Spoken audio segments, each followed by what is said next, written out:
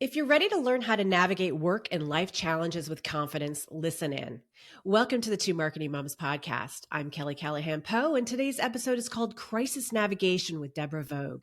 Debra's a crisis navigation partner who helps women leaders face challenges with clarity, confidence, and compassion. Thanks for joining me today, Debra. Thanks for having me. I'm excited to be here with you. I'm ready to dig into some of these questions because it's so relevant today. There are so many competent women trying to power through a crisis alone. Why do you think we do that? So many reasons. Do you want to emphasize the alone part or the powering through part? Where do you want to start? Both. Pick one. Okay, so the powering through, because highly competent women, we've been relying on ourselves. Things are getting harder over time lately as time goes on. The economy's changing.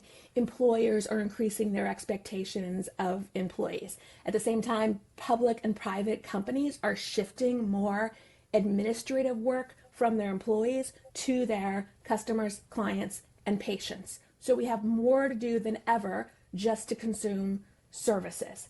And also, over time, public and private technology and infrastructure systems are breaking down. So this is leading to us all having a lot more to do. The fantasy 25 years ago that, I don't know about you, but I had when I was just a young and an MIT Sloan excited about e-commerce, was everything's going to be so much easier. But in fact, in a lot of ways, I think life is harder now, 25 years Agreed. after the internet boom, the dot-com boom and bust. So I think we power through because there's very little that's optional these days for working mom professionals, especially when we're working for ourselves like you and I do. It's just that what we need to do is endless. Why are we doing it alone? Well, sometimes it's because we don't have the partners that we wish we had. Sometimes it's because we don't live near family like they did on Little House on the Prairie. um, and a lot of other, cultures and a lot of other times. Sometimes it's because the person who is our partner isn't competent to be our partner right now because they're going through a health crisis or they're going through a mental health crisis. And as you know, the mental health crises are becoming increasingly important. And that's just a few reasons I can think of why we're alone and why we have so much more to power through. I want to just kind of take a step back and ask, how would you define a crisis? A personal, professional crisis. I mean, I feel like we know what personal crises are: the death of a loved one, a divorce, losing your job. But what would you Getting identify? sick. Yeah. A crisis is anything where you can't carry on with your regularly scheduled programming of life, of being a mom, of being a partner, of being an employee or an entrepreneur, because what's happening is so big that it's taking over most of what you have to think about and do every day. So there's catastrophic crises like a pandemic or a plane crash or wildfires wiping out a neighborhood. The crises that I tend to focus on are ones that are really happening much more locally to a woman and her family, a woman and her team, a woman and her company, not so widespread. Although I worked with a lot of people during the pandemic, and obviously the pandemic affected people globally and locally. But that's what the kind of crises that I'm working with people in the most: business crisis or personal, medical, or mental health crises. And it does sound like a lot of times the two intermix. It's not just necessarily one. It might be personal interfering with work and impacting your work. Yeah, so those are personal crises. And when you are working, they become sometimes professional crises as well. But the professional crises could be going through some sort of dispute or a downsizing. Like one time, soon after I was out of business school, in the dot-com boom and then bust, I had to lay off almost everybody who worked for this 100-person company because I was the head of people strategy, like HR. I had to lay them all off and then bring my own little layoff letter into the CEO and saying, could you please sign this? So that was a crisis to go through as a leader. And then, of course, then I didn't have a job. So personally, it affected me as well. When two co-founders are kind of getting a divorce, that can be an example of a crisis. I worked with two sisters who ran a business together for 20 years, and then they had kind of a split emotionally, and then they needed to split up their business. That's a professional crisis, and that affected them personally as well. So there's a lot of overlaps. And before we dive into some of the ways that to navigate challenges from your perspective based on your business, can you give me an example of what the most common crisis is that people are navigating right now? Women, most common is they are the point person for what I call a person zero, like ground zero kind of reference, somebody who's having a mental health crisis, new diagnosis, or new episode. And or sometimes it's a physical crisis. I have clients right now. The woman is just recovering from breast cancer, just getting ready to go back to work as a trauma nurse. When in July she was diagnosed, her husband was diagnosed with glioblastoma. So now she has to go back to work because he can't work, but she has to take care of him. Glioblastoma is one of the worst cancers a person can be diagnosed with. And so many complicated issues because she's both the person zero in her own experience of still taking all the meds, although she's done with chemotherapy, she still has side effects, and she has to go back to work, and she's taking care of her husband, and she's going to be losing her husband, and she knows. So there's so much going on there. So tell me a little bit about 3 keys to navigating challenge. Can you tell me what those 3 keys are? Yeah, another way I define crisis is life's inevitable big challenges. So, what I realize is we all have crises in our lives, and we go through seasons of being in crisis as the point person or as the person zero, and then we're not, and then we are again. We don't know looking ahead into life, and I don't want to be a Debbie Downer because my name is Debra, and I'm not really happy about that name, Debbie. But that's the truth. The fact is that we're living long lives on average, which is great. Yeah. And at the same time, stuff happens. So there's things you can do when you're in a crisis to help you manage it better. But those same things, you can prepare for a crisis without knowing what the crisis is going to be. You can build those muscles so you're in better shape for crisis navigation when you face the crisis. So that's the backdrop. So there's 3 keys that I see to navigating a crisis. One is communication. The next one is capacity. And the third one is community. So the first one I said was communication. So one of the hallmarks of crises is there's a lot of decisions to make in a short period of time, and a lot of it needs to be interactive. You have likely a lot of difficult conversations, whether they're about gathering information or informing other people or negotiating to get what you want. Those conversations can be difficult because they can be emotionally loaded. There can be a power differential. You can be working against the clock. So if you can get more comfortable having difficult conversations, or if you don't have time for that and you need to have them now, if you can partner with someone like a crisis navigation partner, which is what I do and my team does, to help strategize for those difficult conversations, you're going to be in better shape. Sometimes what I find people come to me for the most is the thought partnership. And I'm listening to your story and I'm keeping track of who's who, and I'm following it with you over time so that when you say, Jane filed this paper at court, I know Jane is the junior attorney on the team for the defendant or something. So the thought partnership of preparing for difficult conversations is one aspect of communication.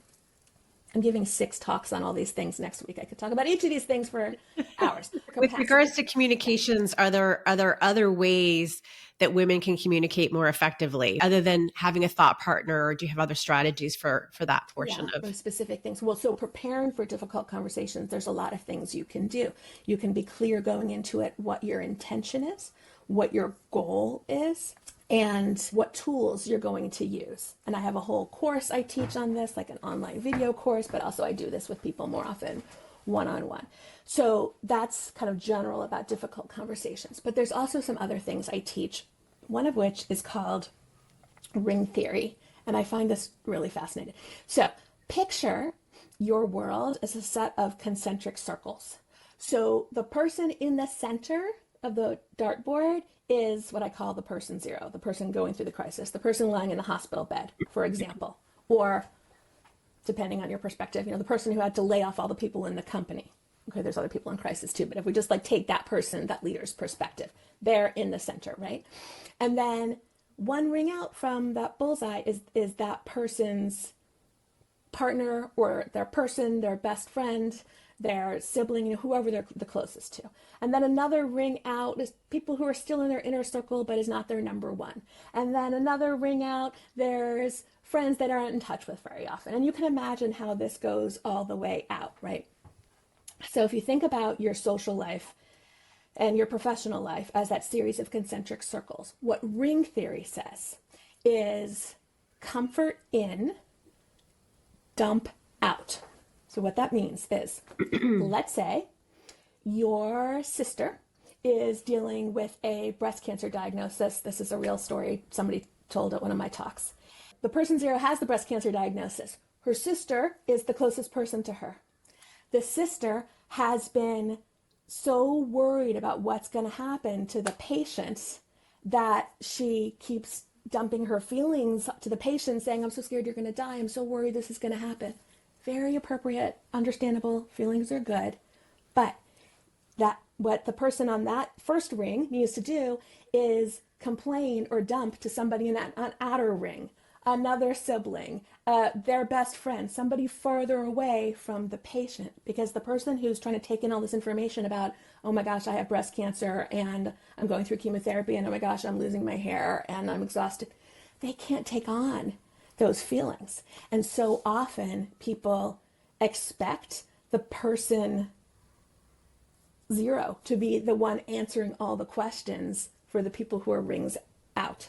So one of the things I just remind people to do is you comfort in towards the center and you share all your very reasonable feelings out. If you need to talk to your sister, the breast cancer patient, about how you feel, that's okay too. Don't expect this patient to fix it for you. You can communicate, but not going into the person zero with solve my problem, because they can barely solve the problem that they have right now. So that's an example of a communication strategy outside of difficult conversations that I teach. That is one of the most visually interesting analogies that I've heard, because you can see in your mind's eye how it works. And I think that's really helpful for me. And I imagine that would be helpful to others. Now let's move on to capacity, because I feel like that's also a challenge that women have many times. Yeah. So we all have, I don't know if this number is stuck in your head, but it's stuck in my mind, 168 hours a week. That's what 24 times 7 is. It's 168. That's all we get. I know, because I've tried to see if there's a way that I can bend time and put an 8th day at the end.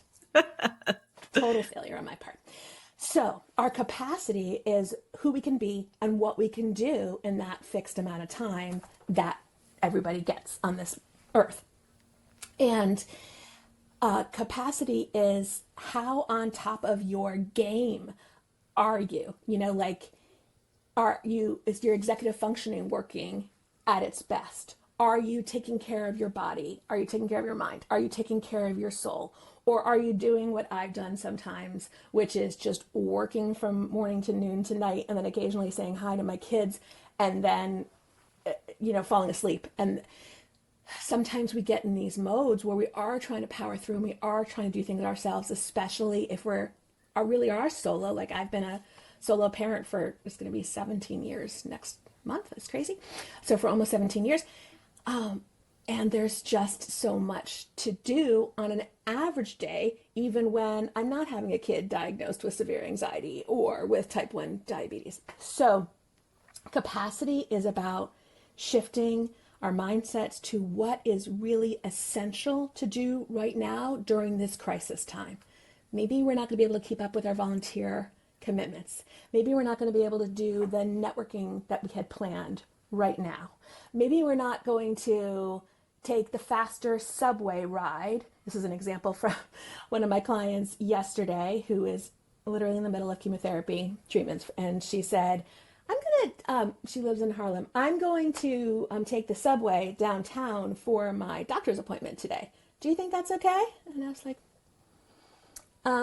in New York, are there germs on the subway like there are in Boston? Because you're immunocompromised. You're in the middle of chemotherapy. And this is a very smart woman, right? But she wants to stay in her usual habits, and she's not thinking about how a simple thing like a subway trip might compromise her physical capacity because she might pick up a bug or something, and she can't afford to do that right now while she's getting treatment every week. So capacity has to do with mind, body, and soul. And there's things we can do to expand our capacity. And so often when we're in the middle of a crisis, we tend to think, nope, I don't have time for that. Can't go to therapy now. Nope, now's not a time to go get a massage. When my son was diagnosed with type 1 diabetes when he was 10, the way that it happened then, this was 13 years ago, so I don't know if this is what happens now, but so we got into Children's Hospital of Boston that night and we stayed there for 4 days, and they taught us how to deal with type 1 diabetes. They got him in a better place with his blood sugar, and then they were just teaching us. And then the nurses would come over and so would say, Deb, why don't you go out and take a break? And I was like, I didn't take a break right now. I need to learn I'm not going to leave him. Blah, blah, blah. Finally, like on the 4th day, I actually did go out for a walk by myself, and it's really remarkable how that can kind of expand time, just taking a mental or a physical break. So it's ideal when we can work that spaciousness into our schedules in advance so that we have room to fit more things in an emergency. But that's not always the case. And often I need to convince myself and other people. I'm much better at it with myself now, but from that experience, I'm convincing other people that you have to protect your capacity now. So, okay, you're not going to host the dinner that you were planning on 6 weeks ago because you didn't know. Like another example, 2 weeks ago, I stupidly fell down and broke my clavicle. Okay, I had things I was going to do for the past 2 weeks, but it turns out it's not a crisis that I broke my clavicle, but that required a lot of sleep. Yeah. I never broke a bone before. I did not know how much sleep healing a bone requires. Silly me. And so I did not do a bunch of things that I planned to do in these 2 weeks. If I lately had been doing what I did all through my 20s, 30s, and most of my 40s, which was pack my days with appointments, commitments, promises, obligations, things I wanted, commitments I wanted to make, then there would be no room when something unexpected happened. I'm finally learning that for my lifestyle, I can spend however many waking hours I have. I cannot book 100% of those waking hours. Yeah. At most, I can pre-schedule maybe 70%. So I have to do like 40, 50% of my waking hours running my business and seeing my clients. And then an additional 20, 30% taking care of myself and my family, which is easier right now because my kids are away at college. And then that other 30% do not book. And anything that I choose to do during that time has to be something that's feeding me, has to be restorative, whether it's eating a nutritious meal or it's zoning out and watching Nobody Wants This, the second season, which just dropped last week on Netflix. I had to watch it. Whatever brings you peace and joy, that, especially now, I'm just learning I have to leave room for that and not expect myself and not expect my clients and not let my clients expect themselves to function 100% of their waking hours, day in, day out, 5, 6, 7 days a week. I believe that to be true. I think when I was younger, I really thought that my energy was not finite. Right. Yes. And I'll just sleep less tonight and then I'll get it. Yeah, I can do that one extra thing. as you get older, you realize, it is, and perhaps I need to literally schedule in your calendar those times of working out or doing yoga or resting, Or etc. nothing. I mean, I Yeah. literally have in my calendar now blocks every day that say spaciousness. I also have one Ah, that says every day that says quiet rest time. It's a half an hour. I don't always do it, but it makes me feel better just that it's in there. And my rule with myself is I'm allowed to move my spaciousness or quiet rest time block around in the day as things arise, but I'm not allowed to delete it. I have to keep that somewhere in the day. that's smart. Now let's move on to community. Community. So, community is in a crisis, your extra hands, your extra hearts, your extra brains, the people who will walk with you and be on your team when you need that.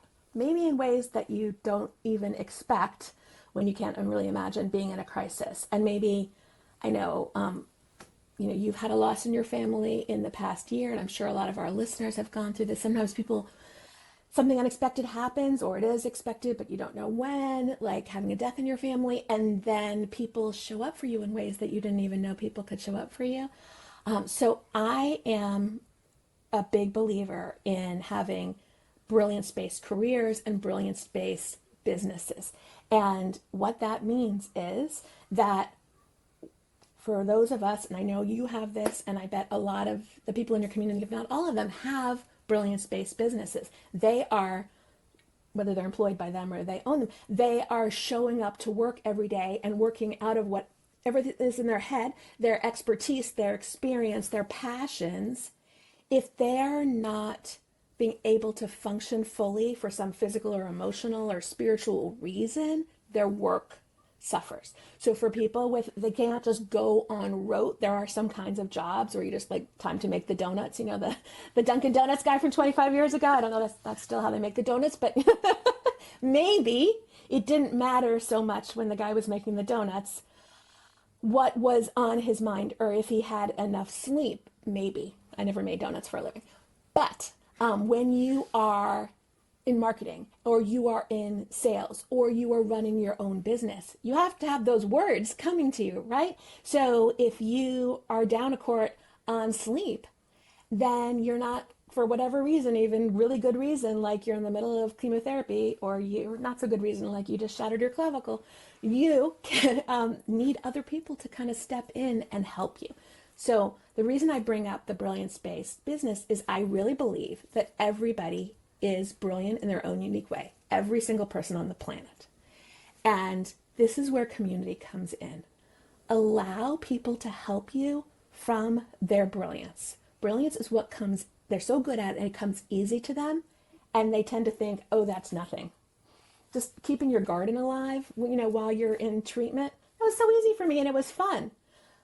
That could be an example of something someone does to support somebody in crisis that comes from their brilliance. It actually restores them and gives them energy while they're doing it, even though it adds an extra thing to their day. So if you're trying to support someone in crisis, think about how you can support them from your own brilliance. What is easy for you? What comes naturally to you? What do you know a lot about? Be the community member who shows up, not from a place of, oh my God, I know you need help, but I'm so tired. What do you need? Okay, what do you, just tell me, but a person who's showing up from, this is how I can help. Often we say to people in a crisis, let me know what I can do. What can I do? How can I help? And if you've ever been in charge of anything, you probably have had the experience I've had, which is I make so many decisions every day. I don't even have time to think about how you can help me. It's going to take that. I have to put that on my list. But if you come to me and you say, I've got your garden covered June and July, Yeah. while you're going through this, don't worry. Oh my God, I didn't even think about how my garden was going to get taken care of. So if you are offering support, deliver it from your brilliance. If you need support, let people let their brilliance shine on you. That's your community. A lot of times people are surrounded by the same people and they see them all the time, but they don't really know who they can turn to when the chips are really down. I invite everyone as kind of a practice thing in advance. Make a list. Who can you turn to? Who can you call at 3 a.m? When I was first a single mom, I literally made a note in my phone. These are the people who said it's okay to call them at 3 a.m. if there's an emergency. Because at 3 a.m, if there was an emergency, I'm not really doing my best thinking. But then I knew who I could call and who I could call for what. This one could take my daughter overnight while my son's in the hospital. It wasn't hard for her to have a friend there for in the middle of the night. She lost some sleep, but she was able to help that way. There's so many examples. So let your community be there for you. And my suggestion is make yourself a note somewhere where you're going to see it of who are those people you can contact when you need them in the middle of the night. And who are those people who have skills who are complementary to yours? None of my brilliance is spatial relations or anything like visual design oriented. None of it. So if I have a marketing emergency, I need to know in my business, I need to know who on my team I can turn to and say, can you help me lay out this thing that has to go up on my website right now? I'm just making this up, but I got nothing in those areas. There's other things that even when I'm exhausted come relatively easy to me, like speaking spontaneously. So I don't need someone to come in and be my spokesperson because I can do that. That's part of my brilliance. But I do need to know who I can contact who can help me in my areas where I have low aptitudes. We all have high aptitudes and low aptitudes. Good to know what yours are and have compliments. So to recap, you would say that you need to focus on gathering your network of allies and resources before you need them, Well, I correct? think that's ideal and easy to say right now. To the people who are listening who are in the middle of crisis right now, I will say, are you letting people help you when they offer or not? Yeah. Are a lot of people saying, let me know how I can help, and you're slightly annoyed by that, the way I was describing before, like, I don't have time to tell you how you can help me? Okay. But can some person help make a list and then go back to those people and dole it out for you, or say, which of these things can you take? I need dinner for the next week for my vegetarian family. I need rides to my treatments.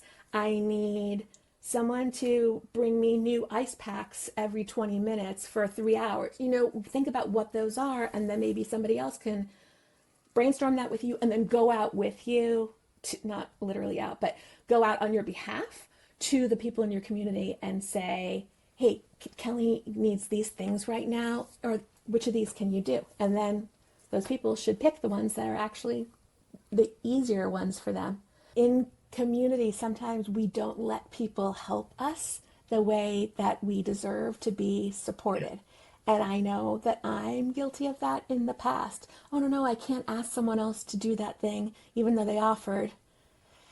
That person's also a single mom, and she also has all these things going on, and I can't do that to her. I can't add to her plate. No, I've got it. That's my internal dialogue. Let yourself be supported, please, especially when people are offering. But also don't be afraid to ask people who aren't offering. They have every right to say no. If they say no, that's okay. But let yourself ask, or ask someone to ask on your behalf if it's too much for you to do. Wonderful advice. Mm-hmm. You've worked with so many different types of women over the years. Is there one mindset shift that you see that helps women most often to move from feeling overwhelmed to actually feeling resilient? So my people that I tend to work with are kind of a version of me, right? I think that's true for all of us as brilliance-based leaders. And so the people that I tend to have come to me are people who are so good at getting stuff done, it's almost to their detriment sometimes. And often people are what I call hyper competent. And that's my definition for hyper competent. They're so good at getting things done that sometimes it works against them. People are hyper competent for a lot of different reasons, but often it has to do with some sort of core emotional wound. And an example of an emotional wound that's deep for people is, I'm not worthy, I'm not valuable enough, I'm not valuable. And another one is, I'm not enough, I don't deserve this. People frequently come to me with those, and I help them shift into believing that, yes, you are worthy of having support. You deserve this. You need this.